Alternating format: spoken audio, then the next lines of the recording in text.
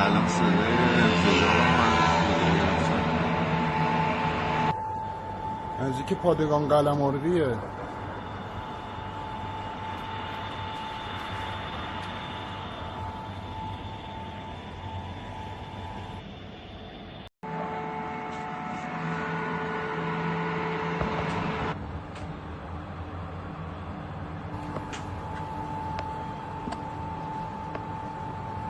پادگان قلمردیه اینجا.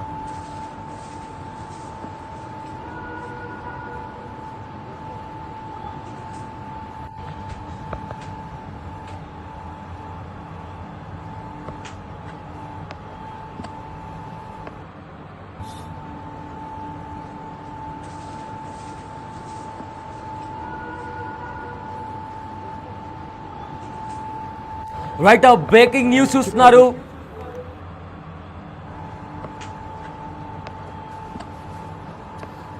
Yes breaking news చూస్తున్నారు. Iran రాజధాని Tehran పైన ఇజ్రాయెల్ దాడి చేసింది. ఎస్ ఇజ్రాయెల్ అనుకున్నంత పనే చేసింది. ఎప్పటి నుంచో ఇజ్రాయెల్ చెప్తూనే వస్తుంది. అయితే చెప్పిన పనిని చేసి చూపించింది ఇజ్రాయెల్. బిగ్ టీవీ స్క్రీన్ పైన ఇరాన్ రాజధాని టెహరాన్ పైన ఇజ్రాయెల్ మిజైల్స్తో దాడికి దిగింది. దానికి సంబంధించిన విజువల్స్ కూడా మీరు బిగ్ టీవీ స్క్రీన్ పైన కూడా ఎక్స్క్లూజివ్గా చూడొచ్చు. అయితే ఇరాన్ అణు స్థావరాలపైన బాంబుల వర్షం కురిపించింది ఇజ్రాయెల్. దానికి సంబంధించిన విజువల్స్ మనము బిగ్ టీవీ స్క్రీన్ పైన ఎక్స్క్లూజివ్గా చూడొచ్చు. ఏకంగా బాంబుల వర్షం. ఎస్ అక్కడ చూడండి ఒకసారి ఏ రకంగా బాంబులు వచ్చి ఇరాన్కి సంబంధించిన అణు స్థావరాలపైన ఏ రకంగా విధ్వంసాన్ని సృష్టిస్తున్నాయో కూడా అక్కడ చాలా స్పష్టంగా మనకు కనిపిస్తుంది. అయితే రాజధాని టెహరాన్ టార్గెట్గా కూడా డ్రోన్ అటాక్ చేసింది ఇజ్రాయెల్. అయితే పెద్ద ఎత్తున పేలుళ్ళు, అదేవిధంగా ఎన్నో ఎత్తైన భవనాలు కూడా కుప్పకూలాయి. డ్రోన్లు, మిసైల్స్తో కూడా ఇజ్రాయెల్ విజృంభించింది. అయితే ఇజ్రాయెల్ దాడుల నేపథ్యంలో ఇరాన్ గగనతలాన్ని కూడా మూసివేశారు. ఏవైతే విమానాలు ఉంటాయో ఆ విమానాల రాకపోకలను కూడా రద్దు చేశారు. ఈ దాడుల వెనుక అమెరికా ప్రమేయం ఉందనే అనుమానాలు కూడా వస్తున్నాయి.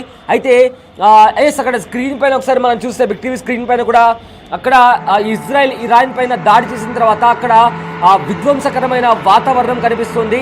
దట్టమైన పొగలు అందుకున్నాయి. చాలా చోట్ల కూడా ఏదైతే ఆ మిజైల్స్ అనేవి స్ట్రైక్ అయిన తర్వాత కూడా చాలా వరకు ఎత్తైన భవనాలు కూడా ధ్వంసమయ్యాయి. అదేవిధంగా ఈ దాడులు జరుగుతున్న నేపథ్యంలో ఇప్పటికే ఇరాన్ తమ తలాన్ని కూడా మూసేసింది. ఏవైతే విమానాలు ఉంటాయో ఇంటర్నేషనల్ డొమెస్టిక్ ఫ్లైట్స్ ఉంటాయో కూడా వాటి రాకపోకలను కూడా ఆపేసింది ఇరాన్.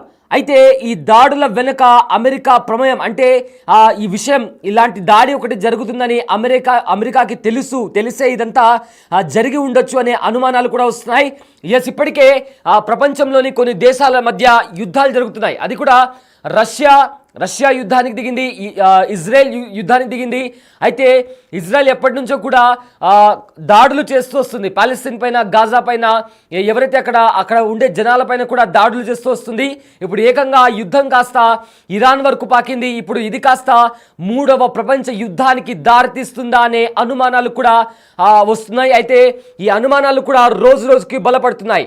ఏదైతే రష్యా ఇంకా ఉక్రెయిన్ మధ్య జరుగుతున్న యుద్ధానికి సంబంధించి కూడా ఒకవేళ ఉక్రెయిన్ తన వైఖరి మార్చుకోకపోతే ఖచ్చితంగా అణు బాంబులతో దాడి చేస్తామంటూ కూడా రష్యా పదే హెచ్చరిస్తూ వస్తుంది. ఒకవేళ అదే జరిగితే ఖచ్చితంగా 3వ ప్రపంచ యుద్ధానికి దారితీస్తుంది అన్న వార్తలు కూడా వస్తున్నాయి. అయితే ఇదే నేపథ్యంలో అనూహ్యంగా ఇప్పుడు ఇరాన్ పైన ఇజ్రాయెల్ దాడి చేసింది. మిసైల్స్తో, డ్రోన్ బాంబులతో కూడా దాడి చేస్తూ విరుచుకుపడింది ఇజ్రాయెల్. సో ప్రజెంట్ ఇప్పుడు డజన్ల కొద్దీ IAF జెట్లను కూడా ఉపయోగించింది ఇజ్రాయెల్. గత 2 రోజుల క్రితమే దాడి జరిగే అవకాశం ఉందని కూడా ప్రకటించింది. అయితే పథకం ప్రకారం చాలా స్ట్రాటజీగా యుద్ధ ఆయుధాలను కూడా రహస్య ప్రదేశాలకు తరలించింది. దాడి ఎలా చెయ్యాలనే దానిపై కూడా ప్రణాళిక సిద్ధం చేసిన తర్వాత ఇజ్రాయెల్ ఇరాన్ పైన దాడి చేసింది. అయితే గత వారం నుంచే ఇజ్రాయెల్లోని లోకల్ మీడియాలో కూడా చాలా విస్తృతంగా ప్రచారం నడుస్తుంది. ఖచ్చితంగా ఏదో ఒక రోజు ఇరాన్ పైన ఇజ్రాయెల్ దాడి చేసే అవకాశం ఉందని కూడా చాలా విస్తృతంగా ప్రచారం నడుస్తుంది. గత వారం ట్రంప్తో ఇజ్రాయెల్ అధ్యక్షుడు కూడా భేటీ అయ్యారు. ఇరాన్పై అమెరికా ఏవైతే విధి విధానాలపై కూడా చర్చించారు. సో ఆ తర్వాత ఇజ్రాయెల్ ప్రధాని కూడా నేతన్యాహు ట్రంప్తో ఫోన్లో కూడా మాట్లాడారు. ఫోన్లో దాదాపు వీళ్ళ సంభాషణ 40 నిమిషాల పాటు కూడా కొనసాగింది. అయితే ఇరాన్ దాడిలో అంతర్జాతీయంగా చమురు ధరలపై కూడా ఆందోళన వ్యక్తపరుస్తున్నారు. ఎందుకంటే ఇరాన్ నుంచి కూడా క్రూడ్ ఆయిల్ ఇక చమురు ఏదైతే ఉంటుందో అది చాలా ప్రపంచవ్యాప్తంగా కూడా చాలా చోట్ల ఎక్స్పోర్ట్ అవుతుంటుంది. సో యుద్ధం జరిగిన ప్రతిసారి లేదా ఏదైనా కేఓస్ క్రియేట్ అయిన ప్రతిసారి కూడా ఆ చమురు ఏదైతే ఉంటుందో చమురు ధరలపై కూడా అవి అమాంతంగా పెరిగిపోతాయి. దాని కారణంగా ఏవైతే టారిఫ్లు కావచ్చు అవి కూడా పెరిగిపోయే అవకాశం ఉంటుంది. ట్యాక్స్ కావచ్చు అది కూడా పెరిగిపోయే అవకాశం ఉంది. సో ప్రజెంట్ దాదాపు 5% ఆ చమురు ధరలపై 5% ట్యాక్స్ పెరిగే అవకాశం ఉందని కూడా చర్చ జరుగుతుంది. ఎస్, బిగ్ టీవీ స్క్రీన్ పైన ఒకసారి ఏ రకంగా ఇజ్రాయెల్ తమ వైమానిక దాడులు చేస్తుందో చాలా స్పష్టంగా కనిపిస్తుంది.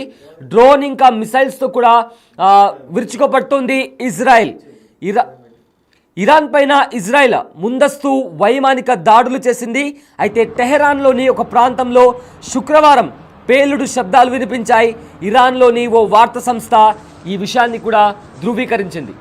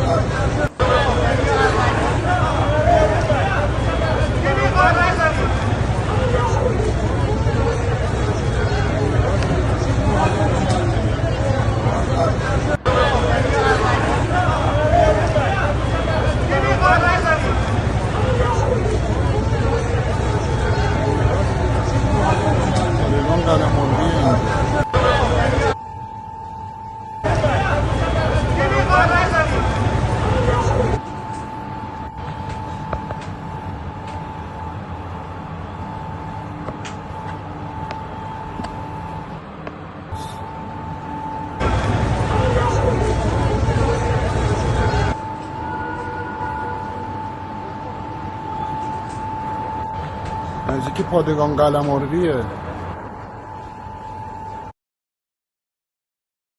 ఎస్, బిగ్ టీవీ స్క్రీన్ పైన విజువల్స్ చూస్తున్నారు మీరు. ఇది కాస్త ఇప్పుడు ఏదైతే పరిణామం చోటు చేసుకుందో ఇజ్రాయెల్ ఇరాన్ పైన దాడులు చేసింది, వైమానిక దాడులు చేసింది. ఏవైతే ఇరాన్లో ఉన్న అణు స్థావరాలపైన భీకర దాడులు చేసింది ఇజ్రాయెల్.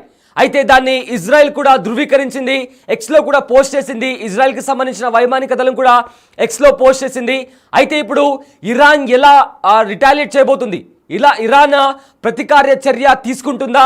ఒకవేళ తీసుకుంటే ఇది కాస్త 3వ ప్రపంచ యుద్ధానికి దారితీస్తుందా అంటే అవును అనే సంకేతాలు కూడా చాలా బలంగా కనిపిస్తున్నాయి. అయితే డ్రోన్స్తో మిసైల్స్తో కూడా విరుచుకోపడింది ఇజ్రాయెల్ ఆల్రెడీ. అయితే దీంట్లో అమెరికా ఈ దాడి మాకు తెలియకుండా జరిగింది, దీంట్లో మా ఇన్వాల్వ్మెంట్ ఎలాంటిది కూడా లేదు అంటూ కూడా అమెరికా చెప్తుంది. కానీ గత వారం రోజుల కిందట నేతన్యాహు అదేవిధంగా ట్రంప్ కూడా వీళ్ళిద్దరు కలుసుకున్నారు. అండ్ ఆల్సో రీసెంట్గా కూడా వీళ్ళ మధ్య ఒక ఫోన్ సంభాషణ కూడా జరిగింది. అయితే 40 నిమిషాల పాటు కూడా ఈ ఫోన్ సంభాషణ జరిగిందని కూడా ఇప్పటికే తెలుస్తుంది. దీంట్లో ఇరాన్ పైన అమెరికా తీసుకుంటున్న విధి విధానాల గురించి కూడా వీళ్ళిద్దరూ సుదీర్ఘంగా కూడా చర్చించారు.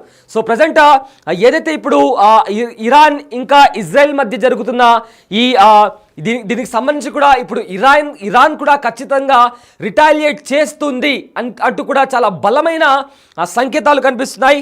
అయితే దీనికి సంబంధించి కూడా ఇజ్రాయెల్కి సంబంధించి వాళ్ళు కూడా అఫీషియల్గా ఇజ్రాయెల్ ఎయిర్ ఫోర్స్ కూడా ఒక ట్వీట్ చేసింది. ఆ ట్వీట్ మీకు చదివి వినిపిస్తాను. The state of Israel has no choice but to fulfill the obligation to act in the defense of its citizens and will continue to do so everywhere it is required to do so as we have done in the past. ఇది Israel air force చేసిన tweet. మరొకసారి చదువుతాను. The state of Israel has no choice but to fulfill the obligation to act in defence of its citizens and will continue to do so everywhere it is required to do so as we have done in the past. అయితే ఇజ్రాయెల్కి వేరే దారి లేదు. ఖచ్చితంగా మా ప్రజల కోసం, మా భూభాగాన్ని కాపాడుకోవడం కోసం మేము ఇలాంటి దాడులు చేయాల్సి వచ్చింది. ఇక్కడే కాదు, ఎలాగైనా ఏ దేశంలో అయినా ఇలాగే జరగాలి. అండ్ మేము కూడా ఇలాంటివి చేస్తూ వస్తాము. ఈ దాడులు అనేవి ఇంకా కంటిన్యూ అవుతాయి. గతంలో కూడా చేశాము, ఇప్పుడు కూడా చేస్తామంటూ కూడా ఇజ్రాయెల్కి సంబంధించిన ఇజ్రాయెల్ ఎయిర్ ఫోర్స్ అఫీషియల్గా వాళ్ళు చేసిన దాడుల గురించి అఫీషియల్గా చేసిన పోస్ట్ ఇది. అయితే ప్రజెంట్ ఇప్పుడు దాని తర్వాత ఇజ్రాయెల్ ఇంకో ట్వీట్ కూడా చేసింది. Today Iran is closer than ever to obtaining a nuclear weapon of mass destruction in hands of Iranian regime or an is a big threat to the state of Israel and to the wider world. ఏదైతే nuclear weapons Iran దగ్గర ఉన్నాయో అవి ఈ ప్రపంచానికే ఒక పెద్ద ముప్పు. So అందుకే ఒక ఇజ్రాయెల్కే కాదు, ఇది ప్రపంచానికి కూడా ఒక పెద్ద ముప్పు లాంటిది. సో అందుకే మేము దాడులు చేయాల్సి వచ్చిందంటూ కూడా ఇజ్రాయెల్కి సంబంధించిన ఇజ్రాయెల్ ఎయిర్ ఫోర్స్ కూడా ఒక ట్వీట్ ద్వారా చెప్పడం జరిగింది. సో ఇప్పుడు ఇదంతా చూస్తుంటే ఇక్కడ అమెరికా మాత్రం మాకు ఎలాంటి సంబంధం లేదు, ఎందుకంటే ఈ దాడి మాకు తెలియకుండా జరిగిందంటూ కూడా అమెరికా చెప్పుకుంటూ వస్తుంది. బట్ గత వారం కిందట కూడా అమెరికన్ ప్రెసిడెంట్ డొనాల్డ్ ట్రంప్తో పాటు ఇజ్రాయెల్ అధ్యక్షుడు నేతన్యాహు కూడా వీళ్ళిద్దరు కలుసుకున్నారు. అండ్ రీసెంట్గా కూడా వీళ్ళు ఫోన్లో కూడా ఒక 40 నిమిషాల పాటు సుదీర్ఘంగా కూడా వీళ్ళిద్దరు మాట్లాడుకున్నారు. ఇరాన్ ఇంకా అమెరికా మధ్య జరుగుతున్న విధి విధానాల గురించి కూడా వీళ్ళిద్దరూ చర్చించుకున్నట్లు కూడా తెలుస్తుంది. అయితే ఇరాన్పై దాడికి ఇజ్రాయెల్ సిద్ధమవుతుందన్న అంచనాల నేపథ్యంలో అమెరికా అప్రమత్తమైంది. అయితే ఇరాన్ అణు కార్యక్రమంపై వాషింగ్టన్ ఇంకా టెహరాన్ మధ్య కొనసాగుతున్న చర్చలు విఫలమైతే అమెరికా అనుమతి లేకుండా ఇజ్రాయెల్ తానంతటా తానే ఇరాన్ అణుస్థావరాలను లక్ష్యంగా చేసుకుని దాడి చేయొచ్చన్న భయాలు నెలకొన్నాయి. అయితే ఆ భయాలు కాస్త నిజమయ్యాయి. అనుకున్నట్టుగానే ఇజ్రాయెల్ ఇరాన్ పైన దాడికి దిగింది. ఎస్, అయితే ఇప్పుడు పెద్ద క్వశ్చన్ మార్క్. ఇప్పటికే రష్యా ఇంకా ఉక్రెయిన్ మధ్య ఎలాంటి సిచ్యువేషన్ నెలకొందో మనందరికీ తెలుసు. ఏకంగా ఉక్రెయిన్ ఎన్నడూ చేయనంత అతి భీకర దాడి, అతి పెద్ద దాడి రష్యా పైన చేస్తే రష్యా కూడా ఏ మాత్రం తగ్గకుండా ఉక్రెయిన్ పైన మెరుపు దాడులు చేస్తూ ఉక్రెయిన్ని వణికిస్తుంది రష్యా. సో ఇదంతా జరుగుతుంటే ఇటువైపు పాలస్తీన్ ఇంకా ఇజ్రాయెల్ పాలస్తీన్ పైన మెరుపు దాడులు చేస్తుంది. అక్కడ పాలస్తీన్ ఇంకా గాజా స్ట్రిప్లో కూడా దయనీయమైన పరిస్థితులు కనిపిస్తున్నాయి. అయితే ఇప్పుడు ఏకంగా ఏదైతే అణుబాంబులకు సంబంధించి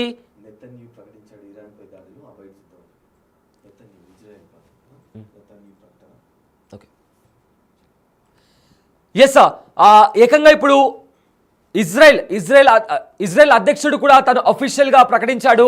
ఏదైతే దాడి జరిగిందో ఆ దాడికి సంబంధించి కూడా దాడిని ధృవీకరించారు ఇజ్రాయెల్ అధ్యక్షుడు నేతన్యాహు.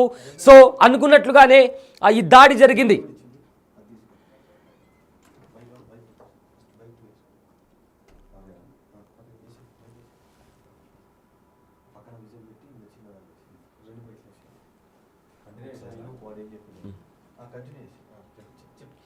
ఎస్, ఇజ్రాయెల్ అధ్యక్షుడు నేతన్యాహు కూడా మాట్లాడారు. ఒకసారి విందాం ఏం మాట్లాడారు. Moments ago, Israel launched Operation Rising Lion, a targeted military operation to roll back the Iranian threat to Israel's very survival.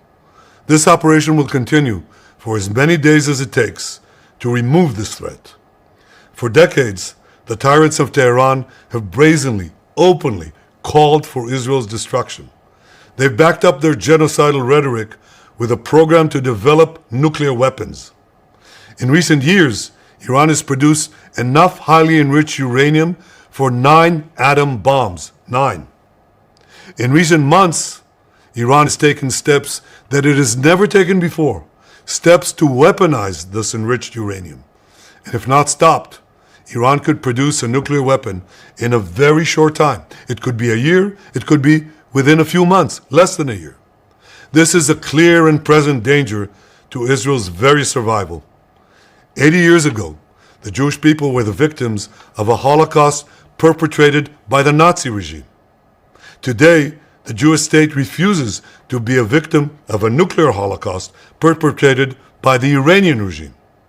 Now, as Prime Minister, I've made it clear time and again, Israel will never allow those who call for our annihilation to develop the means to achieve that goal. Tonight, Israel backs those words with action. We struck at the heart of Iran's nuclear enrichment program. We struck at the heart of Iran's nuclear weaponization program. We targeted Iran's main enrichment facility in Natanz. We targeted Iran's leading nuclear scientists working on the Iranian bomb. We also struck at the heart of Iran's ballistic missile program. Last year, Iran fired 300 ballistic missiles at Israel. Each of these missiles carries a ton of explosives and threatens the lives of hundreds of people. Soon, those missiles could carry a nuclear payload, threatening the lives not of hundreds, but of millions. Iran is gearing up to produce 10,000 of those ballistic missiles within 3 years. Now just imagine 10,000 tons of TNT landing on a country the size of New Jersey. This is an intolerable threat. It too must be stopped. Iran is now working on what it calls the new plan to destroy Israel. You see, the old plan failed. Iran and its proxies tried to encircle Israel with a ring of fire and to attack us with the horrible attack of October 7th. But the people of Israel, the soldiers of Israel, rose like lions to defend our country. We crushed Hamas, we devastated Hezbollah,